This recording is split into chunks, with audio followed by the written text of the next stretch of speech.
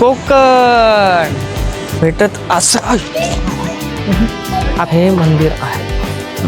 इथे पण अंग प्रदर्शन वगैरे नाही चालत. समोर इथे बघा किती खेकडे आहेत. हा व्ह्यू बघताना मन तर थकत नाही. हे लाटांच्या मारामुळे झालेत.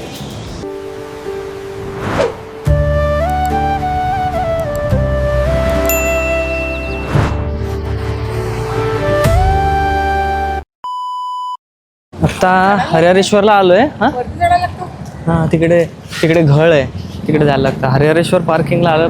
पार्क केले गाडी. आता इकडनं जायचं आपल्याला पुढे. हरिहरेश्वर मंदिराला दक्षिण काशी असे म्हटले जाते. उत्तर भारतात जसे वाराणसी जितके पवित्र मानले जाते तितकेच महत्त्व पश्चिम भारतात विशेषतः महाराष्ट्रात हरिहरेश्वरला आहे. आध्यात्मिक आणि धार्मिक दोन्ही दृष्टिकोनातून या ठिकाणाला अत्यंत पवित्र मानले जाते.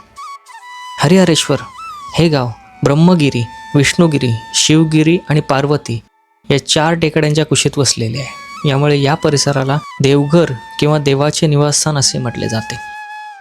सामान्यतः मंदिरात एकाच मुख्य देवतेची मूर्ती किंवा लिंग असते. पण हरिहरेश्वर मंदिराच्या मुख्य गाभाऱ्यात ब्रह्मा, विष्णू, शिव आणि देवी पार्वती यांच्या मूर्ती आहेत. येथे महादेवाचे रूप हरिहर म्हणून पूजले जाते. म्हणून या देवस्थानाला हरिहरेश्वर नाव पडले आहे. येथे एक कडक धार्मिक नियम पाळला जातो.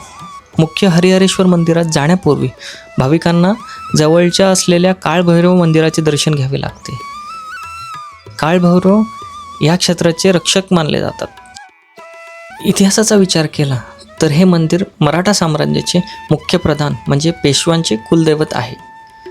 1723 मध्ये पहिल्या बाजीराव पेशव्यांनी या मंदिराचा जीर्णोद्धार घडवून आणला होता. कारण एका आगीत मंदिराचे प्रचंड नुकसान झाले होते. इतिहासकारांच्या मते छत्रपती शिवाजी महाराज 1674 मध्ये आपल्या राज्याभिषेकानंतर हरिहरेश्वर मंदिराला भेट दिली होती आणि देवाचे आशीर्वाद घेतले होते.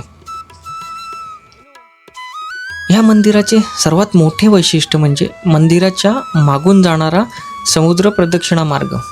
टेकडीवरून खाली उतरून समुद्राच्या खडकाळ किनाऱ्यावरून ही प्रदक्षिणा पूर्ण केली जाते. हा मार्ग निसर्गाचा एक अद्भुत चमत्कार आहे, जिथे समुद्राच्या लाटांनी खडकांमध्ये सुंदर आकार कोरलेले आहेत. ही प्रदक्षिणा करणे अत्यंत धोकादायक असते, कारण इथे भरती ओटीच्या वेळा बघूनच प्रदक्षिणा करावी लागते. भारतातील प्रमुख 108 पवित्र तीर्थक्षेत्रांपैकी हरिहरेश्वर हे एक महत्त्वाचे स्थान मानले जाते. समुद्राच्या अगदी जवळ विष्णुपद, गायत्री तीर्थ आणि सूर्यतीर्थ यांसारखी अनेक पवित्र ठिकाणे आहेत. पर्यटनाच्या दृष्टीने येथील समुद्रकिनारा अतिशय शांत आणि स्वच्छ आहे. येथील वाळू पांढरी नसून काळ्या रंगाची आहे, जी ज्वालामुखीच्या खडकांमुळे तयार झालेली आहे. हा किनारा गर्दीपासून दूर असल्यामुळे पर्यटकांना खूप शांतता देतो.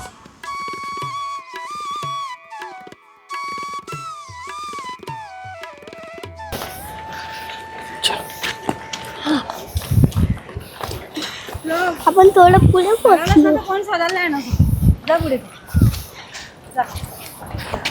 खाली बघ.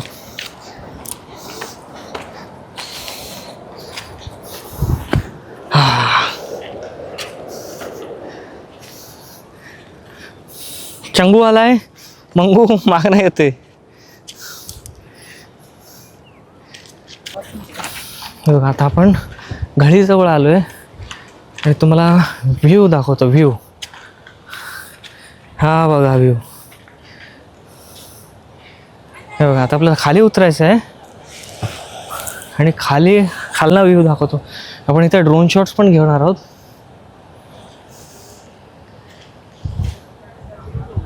ड्रोन शॉट्स घेऊ, पण ड्रोन शॉट्स खाली जाऊन घेऊ, कारण हे जे 2 डोंगर आहे त्याच्यामुळे थोडा इंटरफेरन्स येईल. त्याच्यामुळे आपण आता खाली जाऊन घेऊ ड्रोन शॉट्स.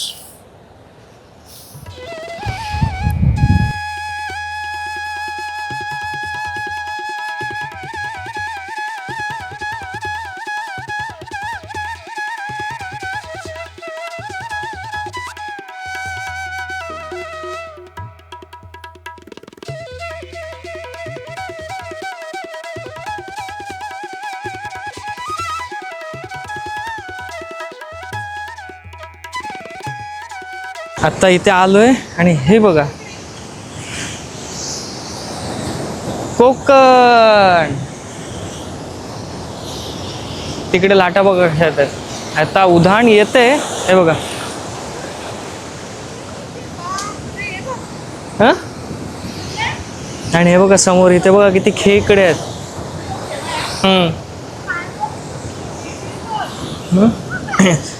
आणि ह्याला दक्षिण काशी म्हणतात कारण कार्य वगैरे करायला ना इकडे येतात. आणि हे बघा हे नॅचरल खड्डे बघा कसे झालेत.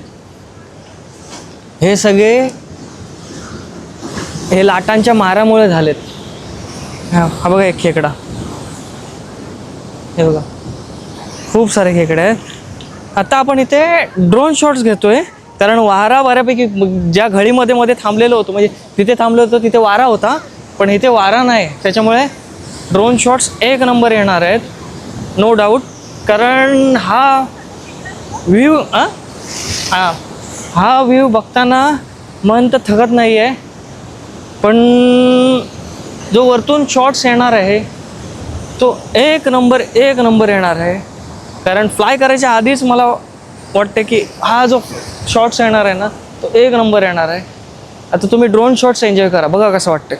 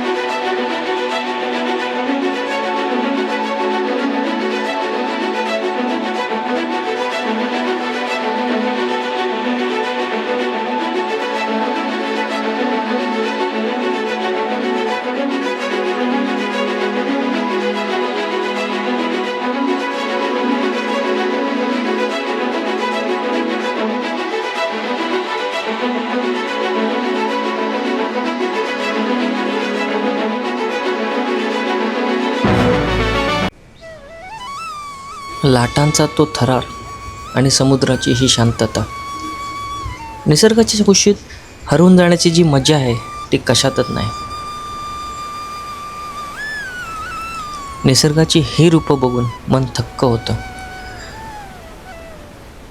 कोकण म्हणजे नुसतं सौंदर्य नाही तर एक वेगळाच अनुभव आहे. निसर्गाच्या अथांग रूपाचा आणि समुद्राच्या लाटांचा एक सुंदर अनुभव. कोकण किनारपट्टीची ही सफर मला एक वेगळीच शांतता देऊन जाते. समुद्राची गाज, खडकांवर आदळणाऱ्या लाटा आणि निसर्गाचं हे अथांग रूप. जेव्हा आपण अशा ठिकाणी येतो तेव्हा मनातील सगळे विचार शांत होतात. कोकण किनारपट्टीचा हा किनारा आणि इथली जादू काही वेगळीच आहे. लाटांचा तो थरार आणि समुद्राची ही शांतता, निसर्गाच्या कुशीत हरवून जाताना मजा आहे.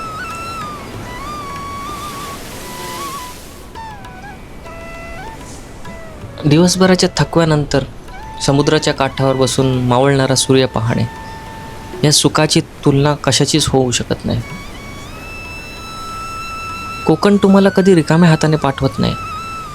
तो मनाच्या आठवणींचा साठा भरून देतो.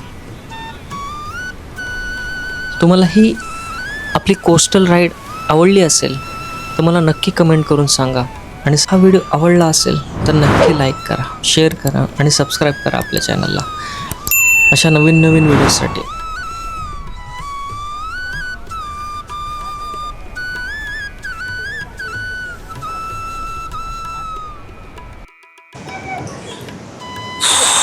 आता झाला, कसे वाटले ड्रोन शॉट्स? हां झालं आहे. आता थोडी भरती चालू झाली आहे बघा. लाटा मस्त उडत आहेत. तर इथे जास्त राहणं हे धोक्याचं आहे. याच्यामुळे इथून निघतो आता. 11ची भेटते का एकदा चेक करतो. 11ची आपल्याला फेरी भेटत असं 11ची भेटत असेल. आता वाचलो. हां सांभाळून सांभाळून.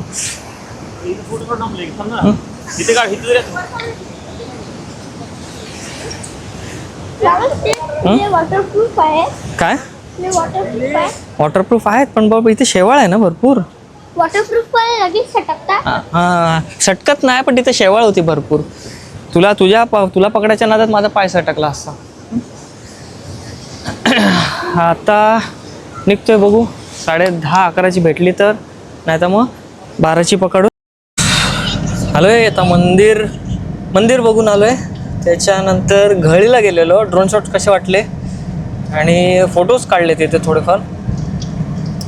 आणि आता निघालोय तर वाजलेत 11. 11:30ची आपल्याला बोट आहे. आता आपल्याला पोचायचं आहे. आपले टॉवेल सुकत लावलेत हॉटेललाच, तर ते घेतो आणि लगेच निघतो. चला आता आपण बोटीत हे टाकणार आहोत. आता शक्य झालं तर आपण वरची जागा पकडायचा प्रयत्न करू. वरतून टाइम लॅप्स घेऊ आपली गाडी जाताना. चलो.